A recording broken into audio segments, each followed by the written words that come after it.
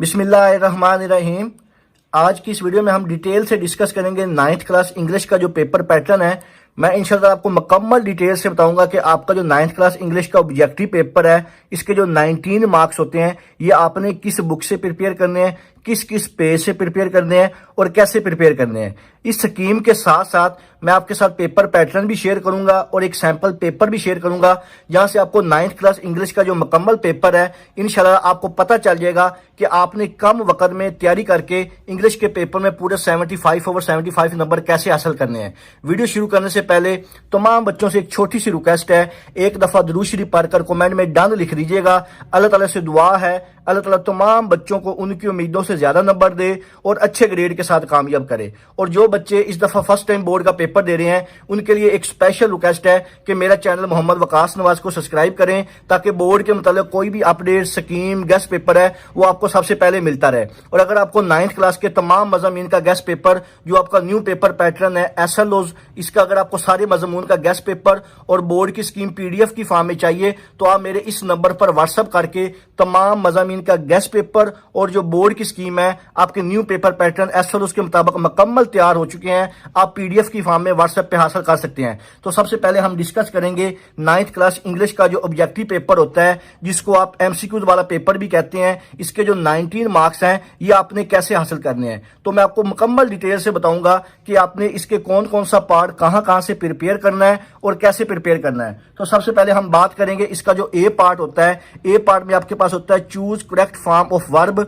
From English grammar PCTB, page number 166 से लेकर 168, और इसके जो नंबर होते हैं ये 5 होते हैं। यानी कि आपकी जो बोर्ड की ग्रामर की बुक है, यहाँ पे मैं आपको एक चीज डिटेल से बता दूं, बाद बच्चों ने लर्नर ली होती है, बाद बच्चों ने सनशाइन ली होती है, तो वो कह रहे होते हैं कि सर हमें ये वाले जो पेज नंबर आपने बताए हैं ये हमें नहीं मिल रहे। तो यहाँ पे मैं आपको एक डिटेल से मेंशन कर दूं कि आपका जो पेपर बनता है 9th क्लास इंग्लिश का, ये आपकी जो बोर्ड की ग्रामर की बुक होती है PCTB की, ये मार्केट से इजिली मिल जाती है। लर्नर और जो सनशाइन होंगे उनके ऊपर मुझे नहीं पता इसका पेजेस क्या है, क्योंकि मैं बोर्ड के मुकम्मल जो स्कीम है, पेपर पैटर्न है, आपको उसका डिटेल से डिस्कस कर रहा हूं। तो आपको मैं यही रिकमेंड करूंगा कि जो बोर्ड की इंग्लिश की ग्रामर की बुक है, जो कि ऑफिशियली बोर्ड ने जारी की होती है, पंजाब बोर्ड ने, आपने मार्केट से ये वाली बुक लेनी है और इसका पेज नंबर 163 से लेकर 168 तक इसको आपने मुकम्मल अच्छी तरह तैयार कर लेना है। ये 5 पेजेस तैयार करके आपके जो 5 नंबर है इंग्लिश के, ये इंशाअल्लाह जो ग्रामर वाले हैं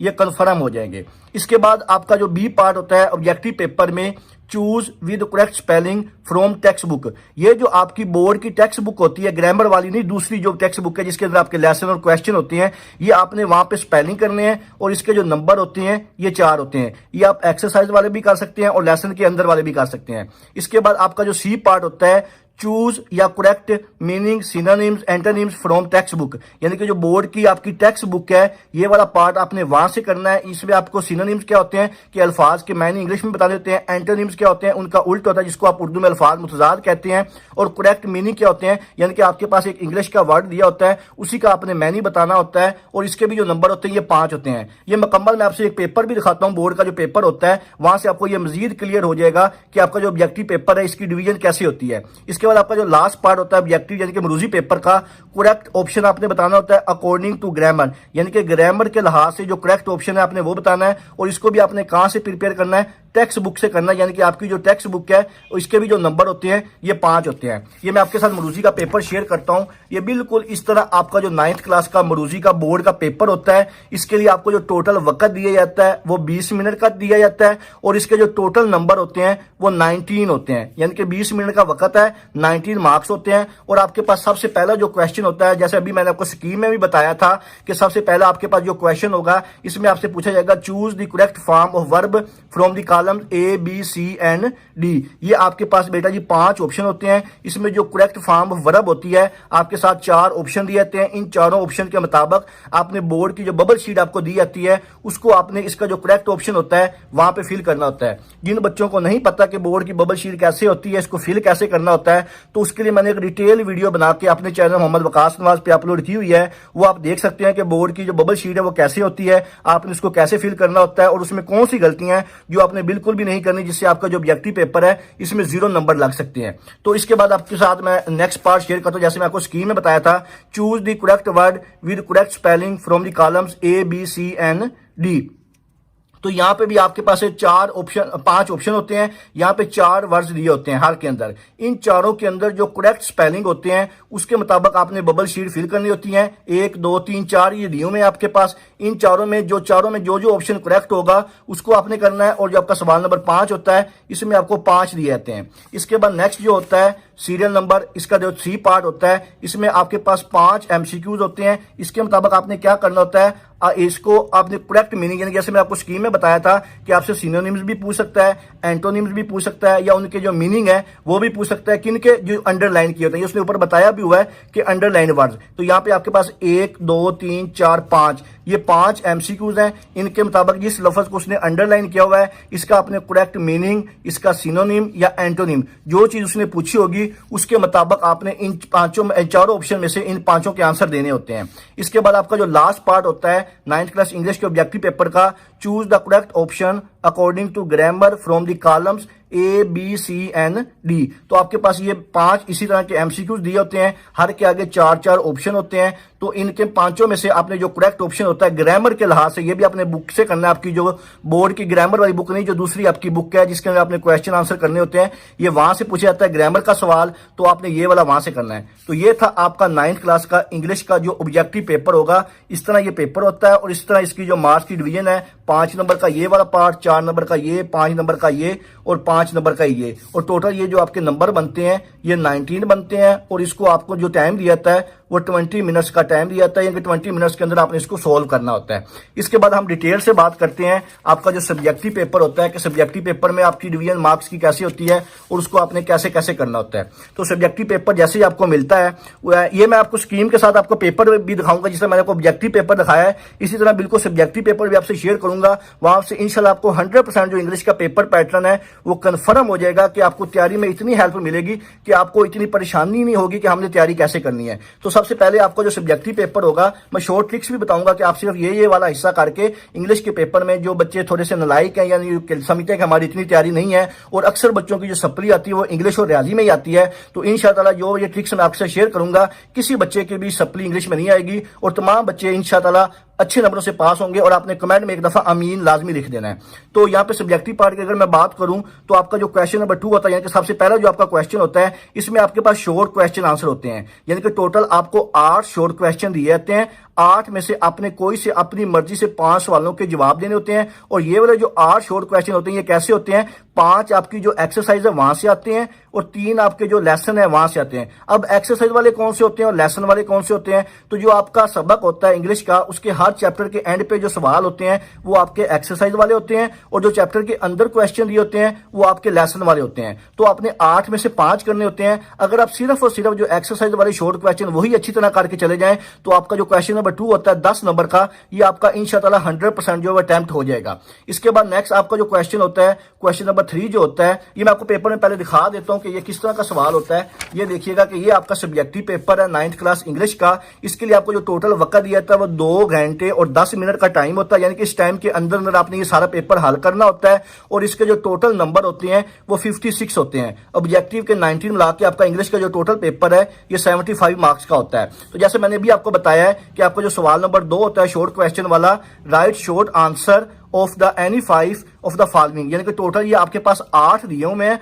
8 में से आपने अपनी मर्जी से कोई से 5 करने होते हैं, और ये वाले 5 जो आपने करने हैं अगर सिर्फ और सिर्फ एक्सरसाइज वाली कर लें तो आपका ये वाला जो क्वेश्चन नंबर 2 है ये इंशाअल्लाह 100% अटेम्प्ट हो जाएगा। इसके बाद हम नेक्स्ट देखते हैं कि आपका नेक्स्ट जो क्वेश्चन है वो कौन सा होगा। क्वेश्चन नंबर 3 जो है, translate of paragraph into Urdu, attempt 2 paragraph out of 3, यानी कि आपके पास टोटल 3 पैराग्राफ दिए जाते हैं। 3 में से कोई से 2 पैराग्राफ को आपने ट्रांसलेट करना होता है इंग्लिश से उर्दू, यानी कि इंग्लिश में पैराग्राफ जो आपके लेसन वाले पैराग्राफ हैं इंग्लिश दी जाती है उसको आपने उर्दू में ट्रांसलेट करके तर्जुमा करके लिखना होता है। 2 पैराग्राफ आपने करने होते हैं, हर पैराग्राफ के 4 नंबर होते हैं, और आपका जो सवाल नंबर 3 है ये टोटल जो होता है 8 नंबर का होता है। और आपको मैं ये पेपर पे भी दिखा देता हूँ ये किस तरह होता है। तो ये देखिएगा बच्चों, ये आपका जो क्वेश्चन नंबर 3 है यहाँ पर उन्होंने लिखा हुआ है ट्रांसलेट इनटू उर्दू और रीराइट इन सिंपल इंग्लिश, यानी कि इंग्लिश में ये आप ना ही करें तो अच्छा, इसमें गलती के बहुत चांस होते हैं। उर्दू में लिखें any 2 of the following paragraph. तो यहाँ पे आपके पास 3 बेटा पैराग्राफ दिए हुए हैं। इन 3 में से आपने कोई से 2 पैराग्राफ है उनको उर्दू में ट्रांसलेट करना होता है। 4 नंबर का ये पैरा है, और आपका ये वाला जो सवाल नंबर 3 है ये टोटल 8 नंबर का होता है। इसके बाद हम नेक्स्ट देखते हैं आपका जो क्वेश्चन नंबर 4 होता है, summary of the poem a stanza from the poem. आपके पास एक पोइम का नाम दिया जाता है, उसकी आपने समरी लिखनी है। अक्सर बच्चे समरी याद किया करें क्योंकि इसमें नंबर के आने के चांसेस जो होते हैं वो ज्यादा होते हैं, और इसका जो टोटल नंबर होते हैं समरी के, यानी कि सवाल नंबर 4 के, ये 5 होते हैं। ये पेपर में किस तरह होता है ये भी मैं आपको दिखा देता हूं। ये देखिए बच्चों, ये आपका सवाल नंबर 4 दिया हुआ है, right the summary of the poem daffodils. ये आपको पोइम दी हुई है, इसकी आपने समरी लिखनी होती है, या ये आगे स्टैंजा जिसके लिए तो मैं कहता हूं इसको आप स्किप भी किया करें। ये जो समरी होती है इसमें आपके जो नंबर आने के चांसेस भी ज्यादा होते हैं और इजी भी होती हैं, और बच्चे इसको आसानी से कर भी लेते हैं। और इसके जो सवाल नंबर 4 के जो नंबर होते हैं समरी के, ये आपका 5 नंबर का सवाल होता है। इसके बाद नेक्स्ट हम देखते हैं आपका नेक्स्ट कौन सा सवाल है।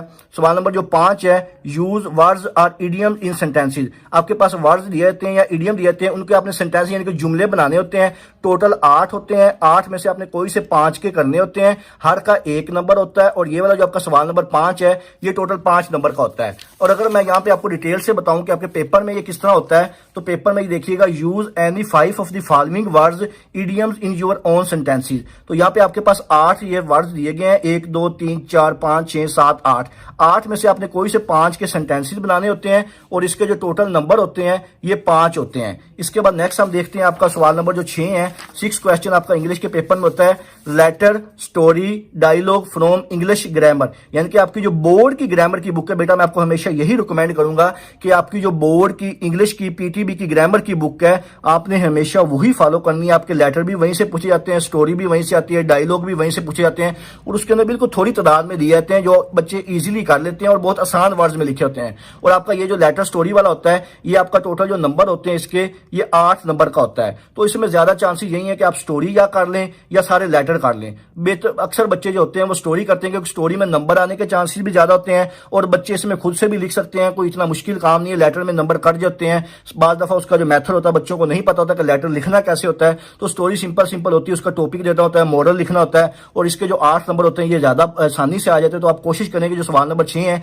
इसमें स्टोरी को फोकस करें। तो पेपर में आपको ये सवाल दिखा देता हूँ ये किस तरह होता है। ये सवाल नंबर 6 लिखा हुआ है, write a letter to your friend. ये फ्रेंड वाला लेटर है, या आपने ये लिख लेना है। राइट अ स्टोरी लिखी हुई है, या आपने स्टोरी लिख लेनी है, या राइट अ डायलॉग लिखा हुआ है, या डायलॉग लिख लेना है। ये इसमें आर का ऑप्शन होता है, यानी कि आपके पास चॉइस होती है। तो आपने कोशिश करनी है कि जो स्टोरी है मॉडल के साथ आप इसको लिखने की कोशिश करें या लेटर करें। इन दोनों में से कोई भी चीज आप लिख लें, लेटर लिख लें या स्टोरी लिख लें, तो इंशाअल्लाह ये वाले जो आपके 8 नंबर है ये इंशाअल्लाह अटेम्प्ट हो जाएंगे सिर्फ इसी को करने से, बोर्ड की ग्रामर की बुक से।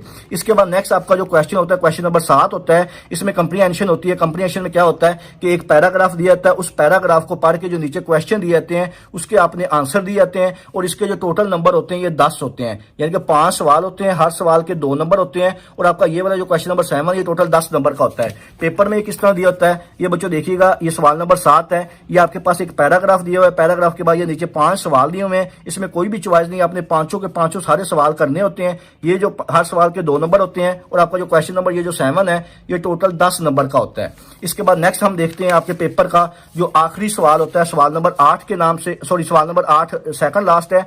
टेंसेस दिए होते हैं 5 आउट ऑफ 8।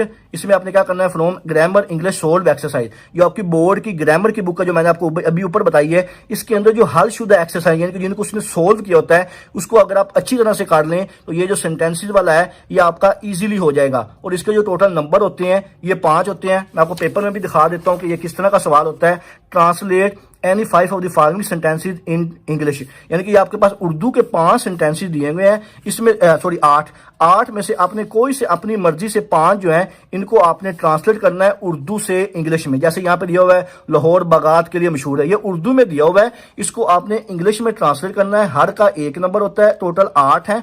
8 में से आपने कोई से 5 करने होते हैं, और इसके जो नंबर है वो भी 5 ही हैं। इसके बाद आपका जो पार्ट होता है, लास्ट पार्ट जिससे होता है क्वेश्चन नंबर 9 का, चेंज ऑफ वाइज। यानी कि आपने चेंज करना होता है इंग्लिश ग्रामर की। ये भी आपकी जो बोर्ड की ग्रामर की बुक है वहां से पूछा जाता है, और इसके जो टोटल नंबर होते हैं ये 5 होते हैं। यानी कि जिसको आप एक्टिव पैसिव वाइज कहते हैं ना, इसमें जो एक्टिव वाइज होंगे उसको आपने पैसिव वाइज बनाना है, और जो पैसिव वाइज होंगे उसको आपने एक्टिव वाइज बनाना है। तो ये मैं आपके साथ शेयर कर देता हूं। ये आपका जो लास्ट पार्ट है question number 9, change the wise of the following. ये आपके पास 5 दिए हुए हैं, इसको पांचों को आपने करना होता है। हर का 1 नंबर होता है, और ये वाला टोटल जो आपका लास्ट सवाल है ये टोटल 5 नंबर का होता है। तो ये था बच्चों आपका इंग्लिश का 9th क्लास का मुकम्मल जो पेपर पैटर्न है। अगर आपके ज़हन में किसी किस्म का कोई भी सवाल हो आप मुझसे कमेंट सेक्शन में पूछ सकते हैं। अगर आप बाकी मज़ामीन का गेस्ट पेपर और बोर्ड की स्कीम अगर आपको चाहिए तो मेरा जो चैनल मोहम्मद वकास नवाज है आप इसको सब्सक्राइब कीजिएगा। इंशाल्लाह बोर्ड के मुताबिक जो भी अपडेट स्कीम गेस्ट पेपर है वो आपको यहाँ पे मिलता रहेगा। और अगर आपको PDF की फॉर्म में सारे गेस्ट पेपर चाहिए तो आप मेरे इस नंबर पर व्हाट्सअप करके तमाम मज़ामीन का गेस्ट पेपर जो स्कीम है न्यू पेपर पैटर्न एसरोज के मुताबिक